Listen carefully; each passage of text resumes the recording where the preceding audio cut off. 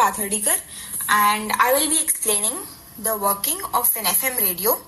As the radio is currently dysfunctional, I can't show it working on electricity, but will show how it works from the inside and introduce all the components inside. Radio majorly works on the principle of resonance in an RLC circuit as taught in class. Keeping this in mind, I decided to dissect an FM radio. Here it is. Its components include transformer, switches that are at the back of the board, as we can see, wires, a printed circuit board, PCB. PCB is mainly a breadboard which can be used inside in a complex electrical system. Here it connects all the components which are attached over it with each other. This PCB contains 6 capacitors, resistances, diodes and integrated circuit. So initially the components were placed in this way. Then for better inspection I had to remove the transformer's cover and invert the PCB. Let me just take a moment and do that. Here is the switch. When turned on, then for a particular frequency, transformer, capacitor and resistances align to filter out all the other frequencies and focus on that one required, or the one chosen by us mainly by the principle of RLC circuit. The diodes are used here because the signals are needed to be rectified, because IC needs the signal in one phase.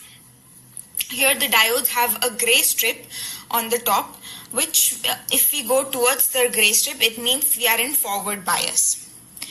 Looking it up, I found that there's a pin diode used for this purpose.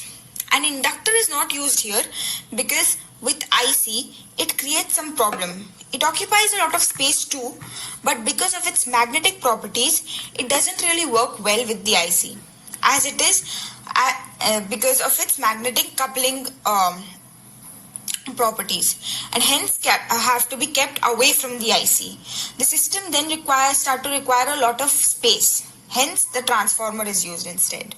A transformer is housed in a metal screening and making the inductance of the transformer adjustable. Here, as we can see, there are a lot of metal plates which shift accordingly to change the inductance. The windings do work of an inductor here. Here, the reason for more than one capacitor and resistance and variable inductance is so that there is an angular frequency for each value of audio frequency that is to be favored in the RLC circuit. Also, a lot of frequencies are to be covered, like something around 80s till 120s, as we can hear as we listen to the radio at home. The frequency varies in this range of kilohertz, and every value 91.1, 91.2, 91.3 are to be covered. Hence, a lot of permutations and combinations are required of inductance and capacitance.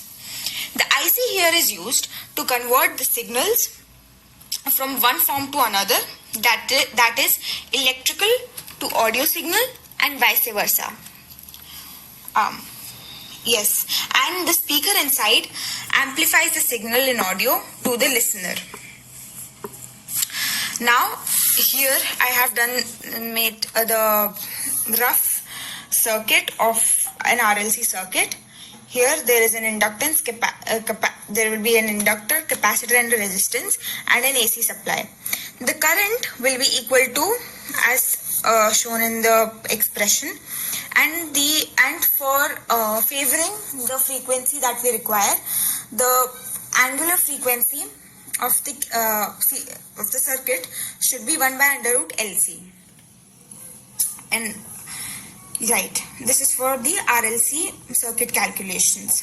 And also we need some prior knowledge about Ohm's law, KCL and KVL.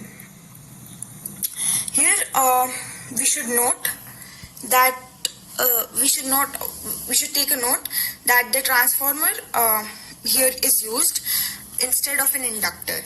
So because it can its flux won't affect the IC.